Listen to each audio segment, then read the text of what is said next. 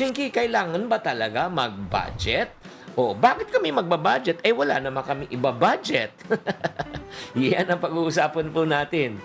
Hi there, this is Chinky Tan, your pambansang world coach. Nakakatawa naman to, no? May nag-comment nga, Chinky, ba't pa ako magbabudget? Eh, wala naman ako iba-budget. Alam mo, ang pagbabudget po, ng bawat piso na kinikita po natin ay nagbibigay po ng kapanatagan sa ating puso. At tatandaan po natin lahat ng perang kinikita natin ay dapat may address. O kung walang address yan, pupunta yan sa shopping at pupunta yan sa mall, pupunta yan sa pagkain o sa pagbibili naman ng pagkain na hindi naman natin kailangan. Diba?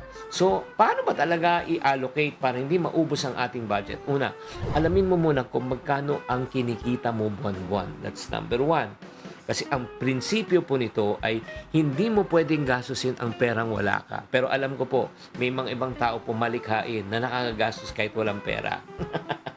Pangalawa po, ilista po natin ang mga fixed expenses o yung mga fixed na kuryente, upa, tubig, di ba, pamamalengke, allowance ng anak, di ba, tuition fee, mga fixed na yan, hindi na gumagalaw masyado yan. Pangatlo, ilista din po natin ang tinatawag natin mga variable expenses.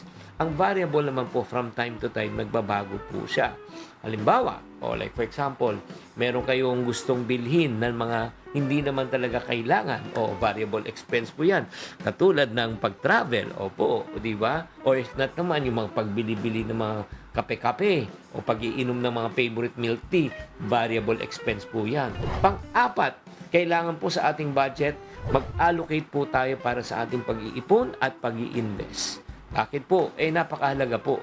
Kung wala tayong itinabi, wala tayong siyempre dudukutin. Diba? Lalo na sa panahon ng emergency. And last but not the least, number 5, bawat piso, ilalagay po natin ng kategorya.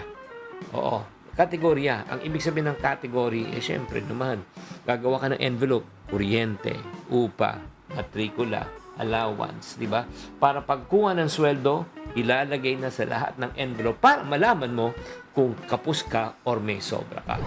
Sana naman itong episode ng pagbabudget kahit na maikli lang po ay nakapagpaliwanag na kailangan po talaga natin ng ika ng sistema at hindi ng sistema pero napakahalaga ng disiplina.